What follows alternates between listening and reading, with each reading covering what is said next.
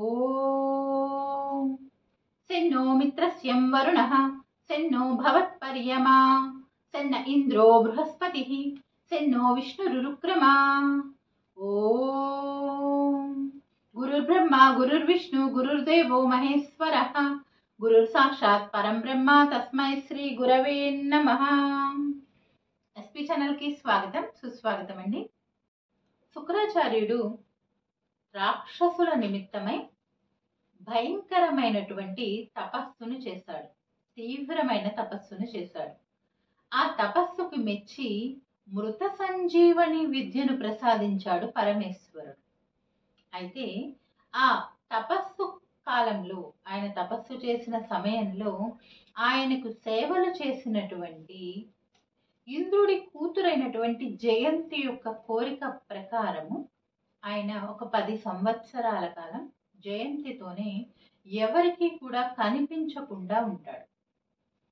సరే, అలా ఉండగా ఆ సమయంలో దేవతల గురువైనటువంటి బృహస్పతి విషయాన్నంతా కూడా గ్రహించి ఆయన రాక్షసుల దగ్గరికి, దేవతల శత్రువులైన రాక్షసుల దగ్గరికి శుక్రాచార్యుడిలాగా వేషం వేసుకుని వస్తాడు. శుక్రాచార్యుడిలాగా వేషం వేసుకుని వస్తాడు. ఆయనే గురువు అని భావించినటువంటి రాక్షసులు ఆయన చెప్పినట్లల్లా వింటూ ఉంటారు. సరే, 10 సంవత్సరాలు పూర్తయిన తర్వాత తన శిష్యుల దగ్గరికి ఎంతో ఆత్రంగా వచ్చిన అసలు గురువుని గుర్తించలేకపోతారు. నేను గురువు అని చెప్పినా కూడా వాళ్ళు వినిపించుకోరు. ఎదురుగా ఉన్న బృహస్పతినే తమ గురువుగా అనుకుంటూ ఉంటారు పాపం, శుక్రాచార్యుడి వేషంలో ఉండటం చేత. దాంతో గురువే, ఈ శుక్రాచార్యుడే తన శిష్యుల్నే, రాక్షసులనే మీరు బుద్ధి లేక అపజయాలు పాలవుతారు అని శపించేస్తాడు. భయంకరమైన శాపానికి గురైనటువంటి రాక్షసులు అసలు విషయం తెలుసుకుని, ఈయనే అసలు గురువు అని తెలుసుకుని బాధపడి ఆయన్ని అనేక విధాలుగా ప్రార్థించగా ఆయన కరుణించి నేను మీకు తోడుగా ఉంటాను, భయపడకండి ఇచ్చారు. సరే, శుక్రాచార్యుడి యొక్క అభయ వచనాలను విని రాక్షసులు చాలా సంతోషిస్తారు.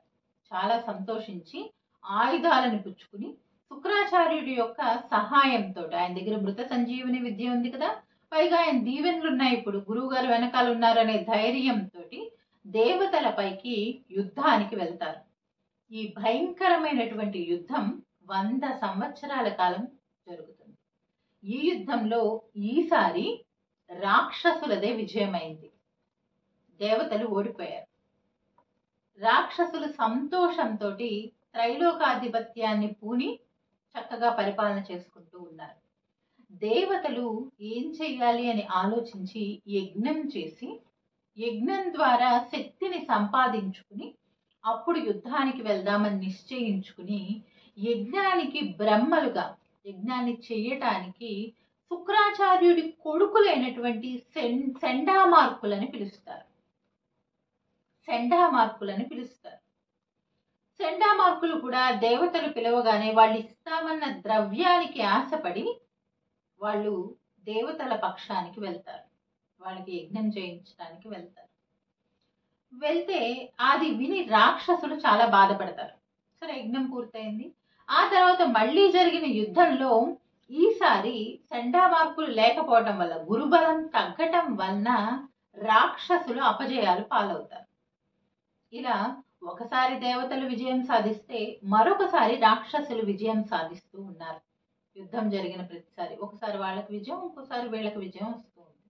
ఆ రాక్షసులు యుద్ధంలోనే కాకుండా యుద్ధంలో విజయం సాధించినప్పుడు కూడా అనేక సార్లు శ్రీ మహావిష్ణువు, మనం ఇంతకు ముందు వీడియోలో చెప్పుకున్నట్లుగా, అనేక అవతారాలు ఎత్తి దుష్టత్వం పెరిగిపోయిన ప్రతిసారి కూడా సాధువులని, మంచివారిని, భక్తులని రక్షించటానికి రకరకాల అవతారాలు ఎత్తి రాక్షసులని సంహరిస్తూ ఉన్నాడు. అనేక అవతారాలు.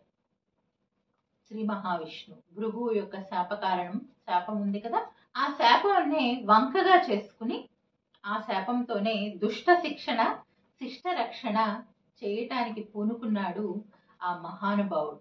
అసలు జన్మ ఎత్తాల్సిన అవసరమే లేనివాడు, జన్మమే లేనివాడు మన కోసం, సాధువుల కోసం, భక్తుల కోసం అనేక సార్లు జన్మిస్తూనే ఉన్నాడు. పిలిచిన ప్రతిసారి పరిగెత్తుకుని వస్తూనే ఉన్నాడు. మరి తదనంతర విశేషాలని మన తర్వాత వీడియోలో చెప్పుకుందామండి. మీకు ఈ వీడియో నచ్చినట్లయితే లైక్ చేయండి, షేర్ చేయండి, మా ఛానల్ సబ్స్క్రైబ్ చేయండి. ధన్యవాదాలండి.